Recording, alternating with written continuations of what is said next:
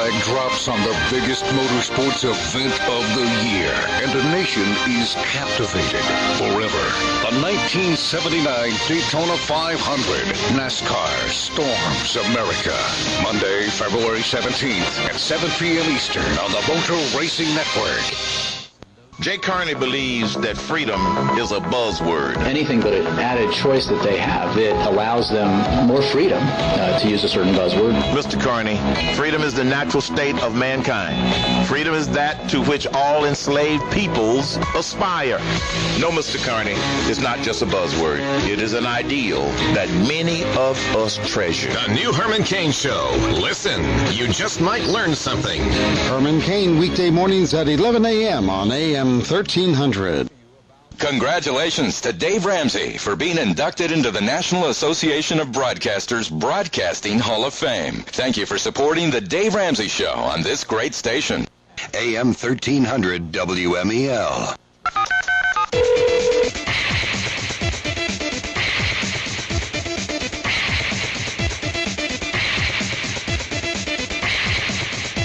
WMEL Radio Time 107, 7 minutes after 1 o'clock. It's hour number 2 of the Information Overload Hour. John Harper with you, and of course we're always online at 1300WMEL.com as well. It's the Wednesday Information Overload Hour, and lots to talk about in this particular segment. We're going to talk about the weather, especially the weather that's affecting a good portion of the eastern states, the eastern United States, everywhere except actually here in Florida. You just heard our forecast. Even though we have a cold front coming through tonight, our temperatures tomorrow will still be in the lower 60s. A lot different than what they are like right now in the Atlanta, Georgia area. And on our newsmaker line is WMEL Radio's Vaughn Harper. Hi, Vaughn. How are you?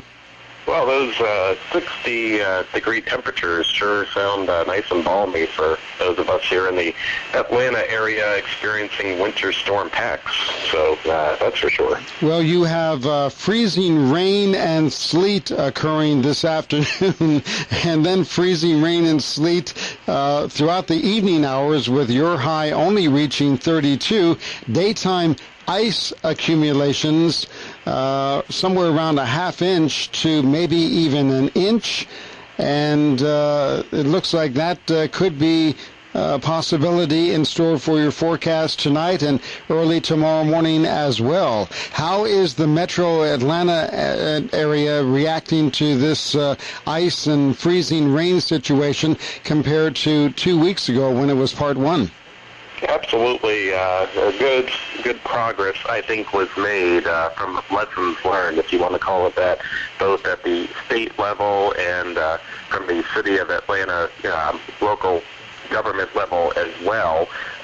So this time around, much more proactive measurements were taken.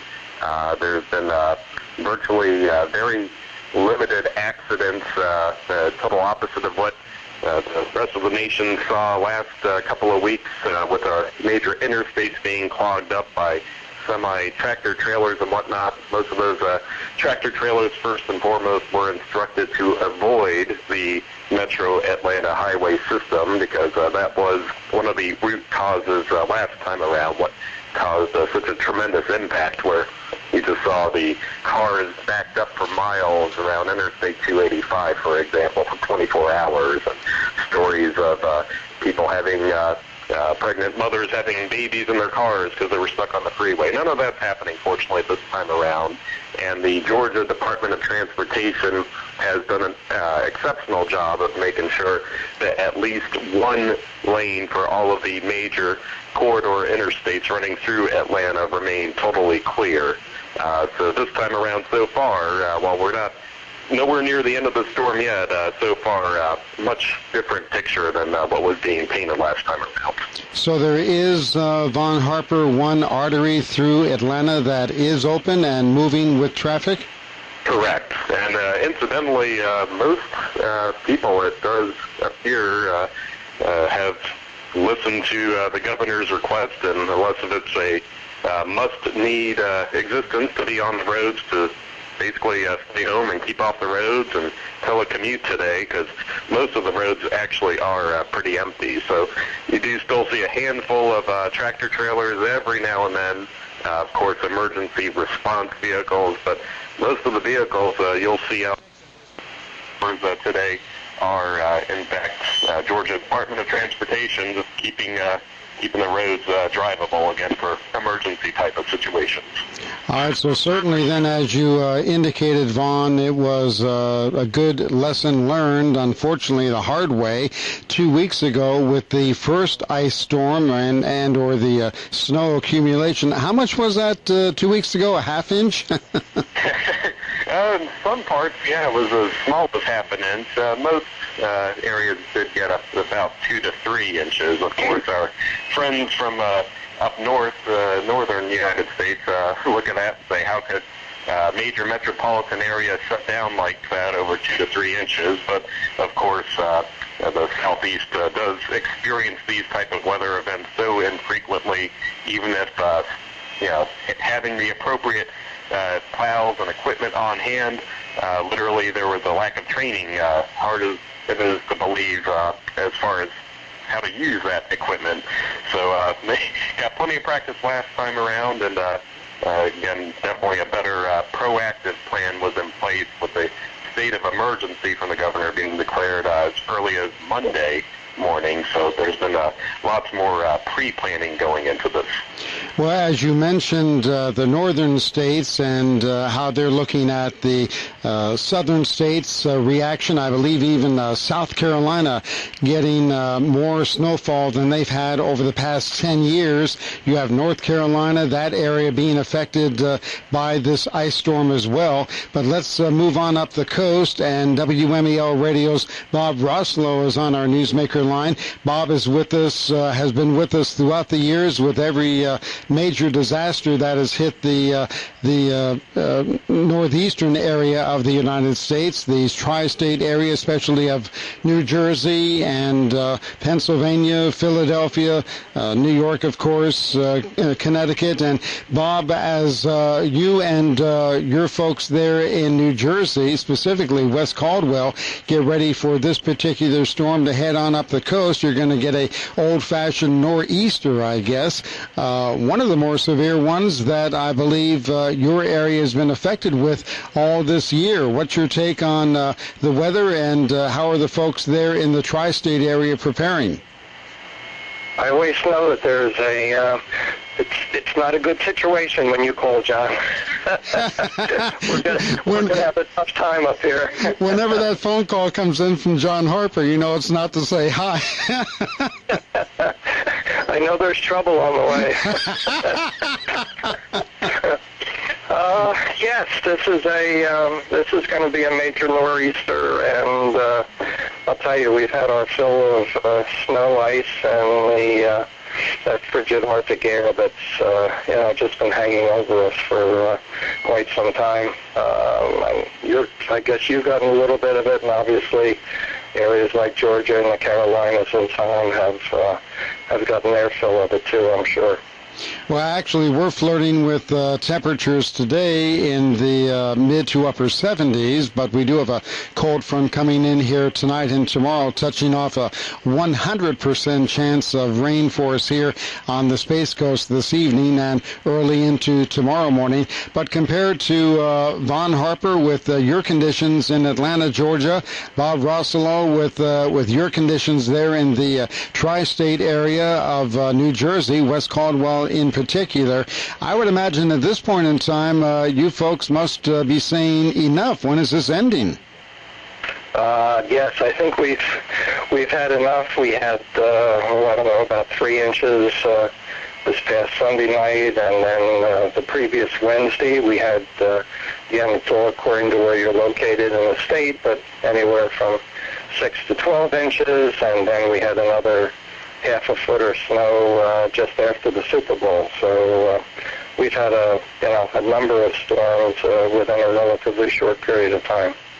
Let's go back for a moment, Bob, and turn our attention back to Atlanta, Georgia. Von Harper, what types of preparations have people made, residents of the, throughout the entire state of Georgia, but in your area, the metro area of Atlanta, what type of preparations were made? One of our talk show hosts here at WMEL Radio told me the other day there was a headline. Alan Caveras told me that if you like Brussels sprouts or asparagus, you're in luck. But other than that, you're out of luck in the grocery stores. Is that correct?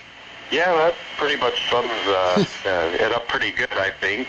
So if you didn't already go shopping to stock up for the next couple of days, it's not going to be the most available gourmet food, so to speak, at your local friendly grocer store shelves.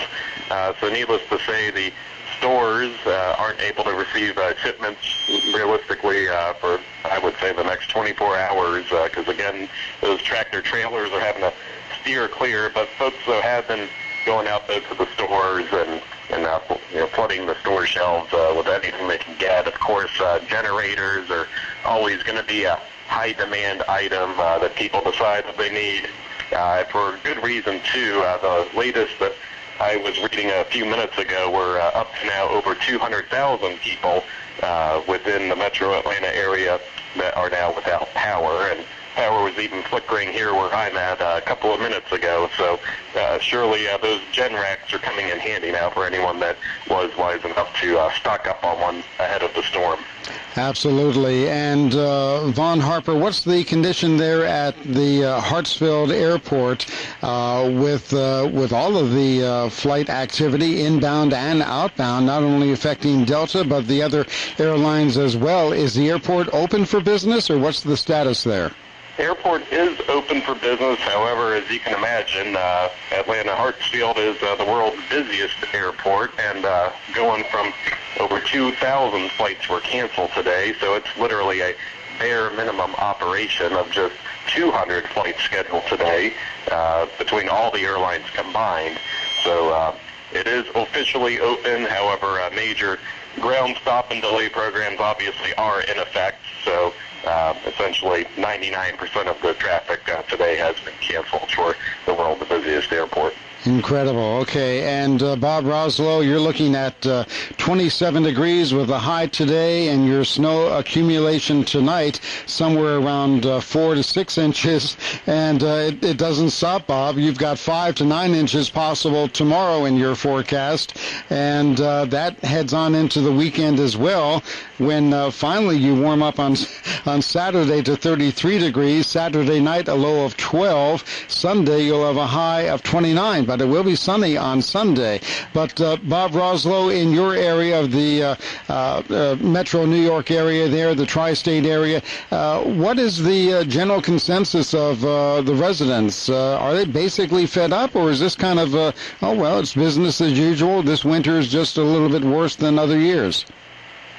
Yeah, it's just a little bit worse than what it's been in the past. But for the most part, everyone is, people are, quite tired of the long winter, and we still have more time to go. Your numbers are, from the National Weather Service, I'm sure. The ones I have, again, they vary a little bit based on where you're located within the state. We're showing right here, starting somewhere around midnight, probably 1 to 3, and then heavier snow starting around 8 a.m. Tomorrow, and then 2 p.m. it changes over to a rain-snow mix, and after 5 p.m. it looks like the temperatures will go up a little bit to about 34, 35 degrees, and we'll have mostly rain and sleet. So the big danger is the ice. Here we go again, talking about coastal flooding, not only along the Atlantic coast, but the Delaware and Raritan rivers and a lot of the smaller rivers. And your other guest just mentioned the power outages, and of course that's a big concern here too, with the possibility of ice. So it certainly sounds like we're in for it. Again, so according to where you are, beginning 1 to 3, then could go up to 5 to 8, and even more. So it's actually where you're located along that line, that rain-snow line, will have a lot to do with how much we get. Well, Bob Roslow, this will be one time that I won't be coming up there to brush off the dusting of snow on your Pontiac Tempest. John? I know you really want to fly up and do that. It's been a while, I'm sure. It has been. But Bob Roslow, thanks for the update on the weather conditions there in the tri-state area, and Von Harper as well, our reporter from Atlanta, Georgia. We appreciate your time and efforts. Gentlemen, stay safe. I guess that's the watchword above all else. And don't venture out here, I guess, over the next 24 hours. And very quickly, before I say goodbye to both of you, Vaughn, is the Atlanta, Georgia area expecting to, for the most part, be back to business tomorrow? No, not tomorrow. Actually, we're still waiting for the tail end of this storm. We were kind of at not quite halftime even, as hard as it is to believe. Here at the lunch hour, more or less, it was relatively dry air that had moved in from the Alabama region and gave us a little bit of a break, but now round 2 is slowly starting to move in. In fact, as we speak, this will continue on to tonight and into tomorrow. So we're probably looking at the reset day more or less being tomorrow, and this will still linger into Friday realistically, just again because of the pure nature. This is primarily at this point an ice storm rather than even snow. So that ice is really going to have to be treated on the major freeways and given a chance to melt down even by Mother Nature. Gentlemen, the only thing you're missing, one of my favorite meteorological terms, and I've experienced this a couple of times. Bob Roslow, I'm not sure if you and I experienced this in the past on Cape Cod, but my favorite meteorological term that you guys haven't mentioned is freezing fog. Is there anything like that in the forecast? Not for us up here. Very little has been said about fog, but yes, New England is certainly known for it and been in it many times, but that hasn't really come up in any of the subjects at this point. But we have had fog this winter.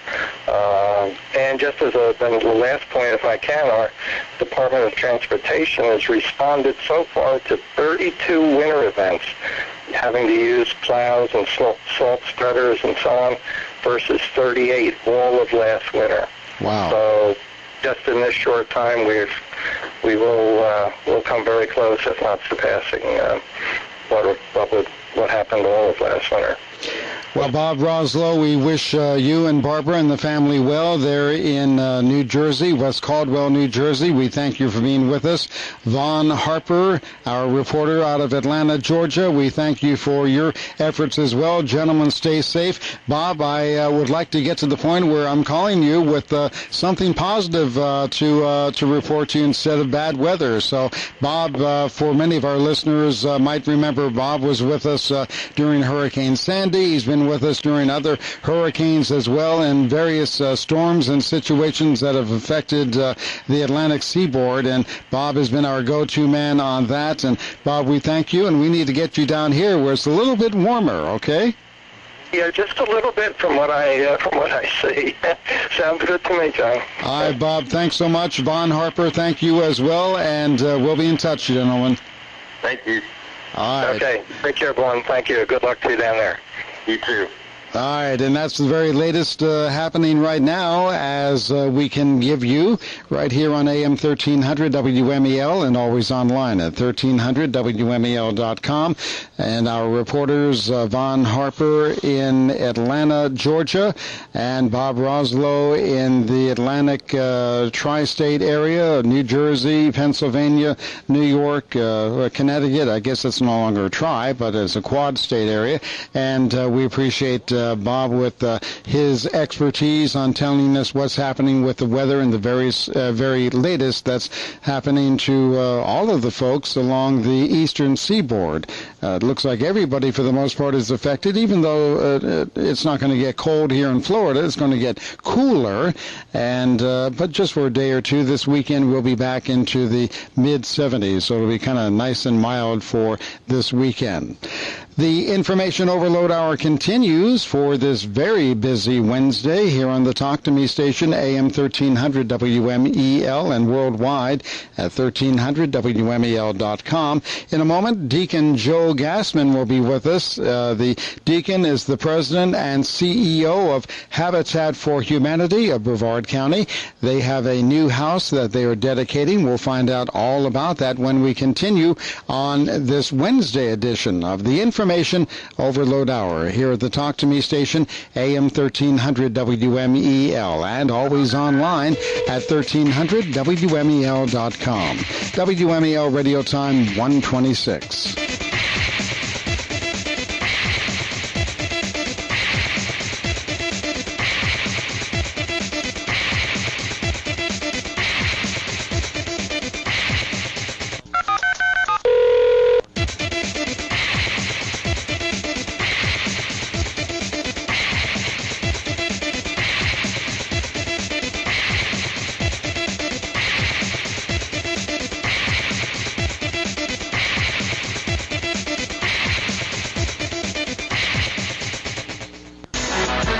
Your home for Orlando Magic basketball is AM 1300 WMEL. Back to Tobias, he'll dunk it down.